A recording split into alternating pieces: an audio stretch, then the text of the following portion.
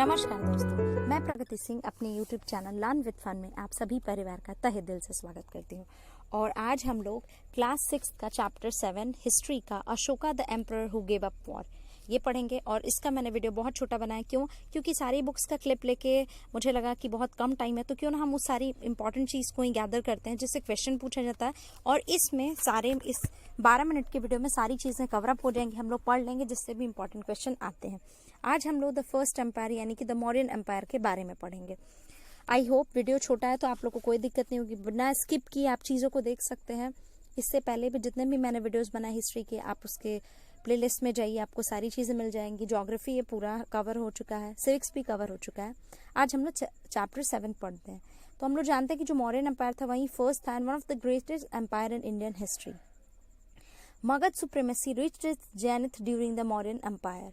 The Mauryan rulers were emperors who need more resources than kings because empires are larger than kingdom and need to be protected by big armies. अब देखिए हम लोग कोशिश करते हैं कि Mauryan empire में कौन तीन जो थे वो कौन बड़े बड़े राजा हुए। तो चंद्रगुप्त मौर्य हुए, फिर बिंदुसार हुए और अशोक हुए। अब देखिए चंद्रगुप्त मौर्य का टाइम अगर छोटे में याद करना है तो वो 322 से लेके 298 बीसी था। कब? 322 से लेके 298 बीसी था। उसके बाद से दूसरे इनके आए जो succeeded by his son Bindusara was called Amitrochates by Greeks and the patron Ajivikas. ये इनका नाम दिया गया था सब टाइटल बिंदुसार का। उनका क्या टाइमिंग है? 298 से 273 बीसी। तो आज हम लोग जो है वो अशोक के बारे में पढ़ेंगे। तो अशोका का जो टाइम है वो 273 बीसी से लेके 232 बीसी है। तो बिंदुसार जो था वो succeeded by his sun Ashoka in 1837। James Prinsep deciphered in an inscription he established that Ashoka used this title। तो ये सारी चीजें अब देखिए, अब हम लोग इसमें पढ़ते हैं कि the lions that we see in our notes and coins have a long history। They were carved in stones and some placed on top of massive stone pillars at Sarnath। तो कहाँ पे है? सारनाथ में है। Ashok was one of the greatest rulers known to history and instruction inscriptions were inscribed on pillars as well as on rock surface। किस पे? pillars पे भी, rock surface पे थी। उसके बाद से देखिए कि the empire that Ashoka ruled was founded by his grandfather। कौन उनके ग्रैंडफादर थे? चंद्रगुप्त मौर्य। उनका टाइमिंग क्या था? 322 से लेके 298 BC. more than 2300 years ago। Chandragupta was supported by a wise man called Chanakya और कौटिल्य। और many of the Chanakya's ideas were written down in a book called अर्थशास्त्र। तो अगर आपसे पूछा जाए कि चाणक्य की बुक का नाम क्या था तो वो था अर्थशास्त्र। और अशोका का जो टाइम था वो कब था? तो 2300 years ago। तो ये सारी चीजें हैं। और अशोका का जो टाइम पूछा जाए वो क्या है? 273 से लेके 232 बीसी। तो ये छोटी छोटी चीजें हो गई, ये हम लोग को याद रखनी है। दूसरा हम लोग को कि अशोका ने बहुत सारे वार्स भी किए थे। कलिंग का वार जो उसने जीता, जो कलिंग था, तो उसमें हम लोग आगे पढ़ेंगे कि और क्या क्या चीजें अशोक के बारे में है। तो देखिए हम लोग इसके बाद आगे पढ़ेंगे कि किसे डायनेस्टी किसे कहते हैं। तो when members of the same family become rulers one another the family is often called dynasty. तो उसे हम डायनेस्टी कहते हैं। अब हम आते हैं अपने सेकेंड पे, वो है कि देयर वर सेवरल सिटीज। अब देखिए अगर अब हम लोग इस डायनेस्टी को पढ़ रहे हैं तो इसमें सेवरल सिटीज भी थी। कौन कौन सी? In the empire these included. इसमें कैपिटल था पाटलिपुत्रा था, तक्षशिला था और उज्जैन था। तक्षशिला लिखा हुआ कि Takshashila was a gateway to the. अगर पूछा जाए कि तक्षशिला क्या था तो वो नॉर्थ वेस्ट के लिए गेटवे था, इंक्लूडिंग सेंट्रल एशिया। वाइल जो उज्जैन था lay on the route from north to south India.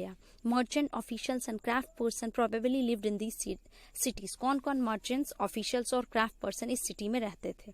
In another area there were villages of farmers and herders. वहां पे भी कैटेगरी थी। तो दूसरे विलेज में थे, उस विलेज के दूसरे एरिया में कुछ फार्मर्स हेडर्स रहते थे।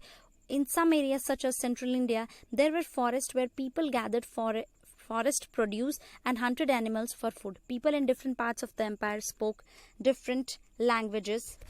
They probably ate different kinds of food and wore different kinds of cloth as well। हम लोगों ने पहले ही पढ़ा था कि ज्योग्राफी में कि डाइवर्सिटी होती है। तो जब डाइवर्सिटी होगी तो वे ऑफ कल्चर में, वे ऑफ लैंग्वेज में, वे ऑफ ईटिंग हैबिट में, सब में डिफरेंस होगा। तो इसमें क्या होता है कि इस मॉडर्न पीरियड में भी ये दिया हुआ है कि डिफरेंट लोग थे, डिफरेंट लैंग्वेजेस बोलते थे। और दूसरी चीज़ है कि वो लोग डिफरेंट क्लॉथ्स और फूड और सारी चीज़ें थी उनका डिफरेंट था। तो ये हम लोगों ने इसमें पढ़ लिया। अब देखिए अगर हम इसमें आगे पढ़ेंगे कि रूलिंग द एम्पायर, तो उसके बारे में हम पढ़ेंगे कि क्या एडमिनिस्ट्रेशन जो सेटअप था वो कैसा था इस पीरियड में। तो बहुत सारे एम्पायर्स जो एम्पायर थे वो बहुत लार्ज हो जाता था। उसके डिफरेंट पार्ट्स जो थे वो डिफरेंट रूलर्स जो है रूल करते थे, वो भी डिफरेंट तरीके से। और तो 3 एरिया मैंने बताया, पहला कि पाटलिपुत्रा, दूसरा तक्षशिला और उज्जैन। तक्षशिला अगर रिवीजन किया जाए तो क्या था, वो हमारा gateway to the north west. अब देखिए, एज द एम्पायर, जितने भी अंडरलाइंस है वो बहुत इंपॉर्टेंट है। This means that officials were appointed to collect tax. क्या होता था कि जो एरिया था पाटलिपुत्रा के अंदर वो डायरेक्ट कंट्रोल था एम्पायर के, तो इसका मतलब ये हुआ कि जितने भी ऑफिशियल्स अपॉइंट किए जाते थे उनका क्या वर्क था, वो टैक्स जो था फार्मर से लेते थे, हेडर से लेते थे, क्राफ्ट पर्सन लेते थे, ट्रेडर्स से जो उस विलेज में रहते थे, and towns in the area. वो officials also punish those who disobeyed the rulers order, जो भी रूलर के ऑर्डर को फॉलो नहीं करता था उन्हें पनिशमेंट मिलती थी। Then many of these officials were given salaries, messengers went to and fro and spies kept a watch on the officials. तो ये है। उसके बाद से देखिए यहाँ पे मैंने दिना हुआ है कि Here the Mauryas tried to control roads and rivers which were important for transport। क्यों roads और rivers को वो लोग कंट्रोल करते, क्योंकि वो important था ट्रांसपोर्ट के लिए। दूसरा लाइन लिखा हो जो अर्थशास्त्र में है कि हाँ, and to collect whatever sources were available as tax and tribute. और वो लोग ट्रांसपोर्ट को इम्पॉर्टेंट इसलिए भी समझते थे क्योंकि वहां से टैक्स और ट्रिब्यूट कलेक्ट हो सकता था। दूसरी चीज ये देखिए कि अर्थशास्त्र में लिखा हो कि नॉर्थ वेस्ट किस लिए इंपॉर्टेंट था, was important for blankets. North west important था ब्लैंकेट के लिए, और तक्षशिला था वो गेटवे था नॉर्थ वेस्ट के लिए। ये दो चीज है, दो को रिलेट करेंगे हम लोग, याद हो जाएंगे हम लोग को। अब देखिए और लिखा है south India for its gold and precious stone. South India किस लिए, अपने प्रीशियस स्टोन और गोल्ड के लिए है। It is possible that these resources were collected as tribute. तो ये सारी चीजें जो हैं ये एज अ ट्रिब्यूट थी। अब देखिए ट्रिब्यूट हम लोग पढ़ लेते हैं कि क्या ट्रिब्यूट और टैक्स में फर्क था। तो unlike taxes which were collected on, जो टैक्स होता है वो कलेक्टेड रेगुलर बेस पे कलेक्ट होता है। ट्रिब्यूट ऐसा नहीं था। Tribute was collected as and when it was possible from people who give a variety of things more or less willingly. यानी ट्रिब्यूट क्या था कि उपहार के तौर में, भेंट के तौर में अगर कोई चीज दे दी गई तो उसे हम ट्रिब्यूट कहते हैं। वो टैक्स की तरह रेगुलर नहीं होता था, और उस पर ये भी नहीं होता था कि आपको ये बोला जाए कि आपको एक फिक्स टाइम में इस पे इतना देना ही है, तो वो चीजें नहीं थी। ट्रिब्यूट का मतलब होता है कि आप विलिंगली दोगे पीपल को वैरायटी ऑफ थिंग्स, पीपल जो है वो देंगे राजा को variety of things more or less willingly, ज्यादा या कम अपनी इच्छा के अनुसार, तो उसे हम ट्रिब्यूट कहते हैं। There were also the forested regions, people living in these areas were more or less independent but may have been expected to provide elephants, timber, honey and wax to modern officials. जो भी जो जंगल, अब जंगल जो है वो किस लिए important था मॉडर्न ऑफिशियल्स के लिए, तो उससे क्या किया जाता था, तो उसमें हो गया कि एलिफेंट है, टिम्बर हो गया, हनी हो गया, वैक्स हो गया, इवोरी भी, इवोरी का मतलब होता है हाथी के दांत, वो भी बहुत इंपॉर्टेंट थे। तो ये सारी चीजें हैं जो हम लोग ने इसमें मौर्यन एम्पायर में पढ़ा। उसके बाद से देखिए अगर बात की जाए कि अशोका जो था वो बहुत एक यूनिक रूलर था, तो उस यूनिक रूलर कैसे था कि the most famous Mauryan ruler was Ashoka. ये हम लोग ने पढ़ लिया। अशोका का अगर टाइम की बात की जाए तो वो 273 से लेके 232 BC से। ये मैं बार बार इसलिए बोल रही हूँ क्योंकि क्वेश्चन पूछता भी है कि क्या उसका टाइम पीरियड था। He was the first ruler who try to take his message to the people through inscriptions. अगर बोला जाए कि अशोका के इंस्क्रिप्शन जो थे वो प्राकृत में थे, तो वो किस भाषा में थे, तो वो प्राकृत में थे, and were written in the Brahmi script. Script क्या था उनका, ब्राह्मी था, और इंस्क्रिप्शंस जो थे वो प्राकृत थे। ये देखिए इसका शॉर्ट नोट मैंने बनाया हुआ है। यही सारी बस चीजें इंपॉर्टेंट है जो इस चैप्टर में है। आप बस वीडियो सुन लीजिए, आपको सारी चीजें समझ में आ जाएंगी। The empower that Ashoka rule was founded by his grandfather Chandragupta Maurya more than 2300 years ago. First page में हमने पढ़ा। दूसरा कि कलिंग का जो है वो कहाँ पे है और उसका क्या नाम था, तो Kalinga is the ancient name of coastal Orissa. Kalinga क्या है, आज में जो कहा जाता है वहीं कोस्टल उड़ीसा उसका एंशिएंट नाम है। Then great wall of China कब बना था, तो 2400 ईयर्स अगो बना था। इसके बाद से देखिए the Ashoka was the first ruler he tried to take his message to the people through inscriptions. Most of Ashoka's inscription were in Prakrit, जो मैंने बुक से था उसको भी मैंने आपको पढ़ा, ये वही चीज लिखी हुई है, and were written in the Brahmi script. और किस स्क्रिप्ट में लिखा गया था, ब्राह्मी स्क्रिप्ट में।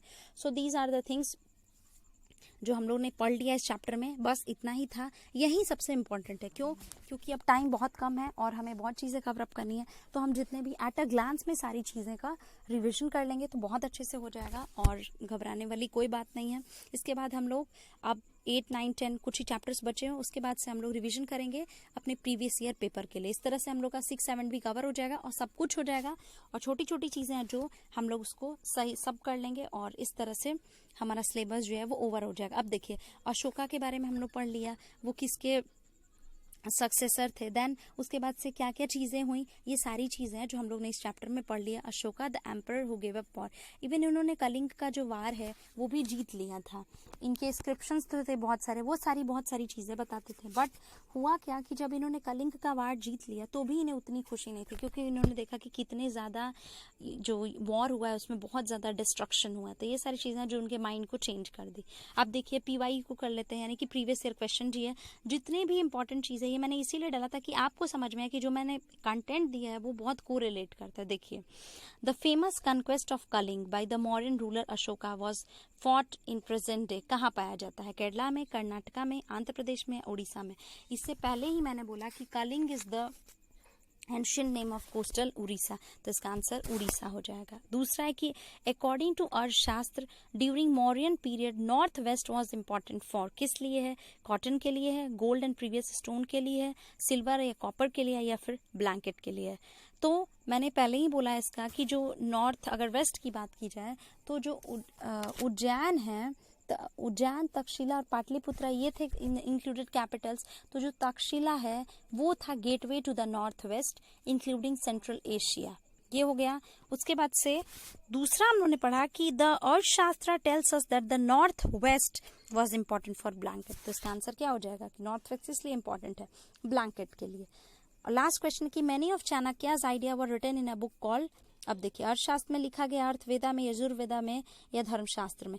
तो मैंने बोला कि चाणक्य के जितने भी आइडियाज हैं वो अर्थशास्त्र में लिखे गए। तो इस तरह से देखिए सारी चीजें जो हैं बहुत इंपॉर्टेंट है। हमने PYQ भी कर लिया, जो सीटेट नवंबर 2012 में पूछा गया था, सीटेट जुलाई 2013 में और सीटेट फरवरी 2015 में। तो इस तरह से हमने सारी चीजें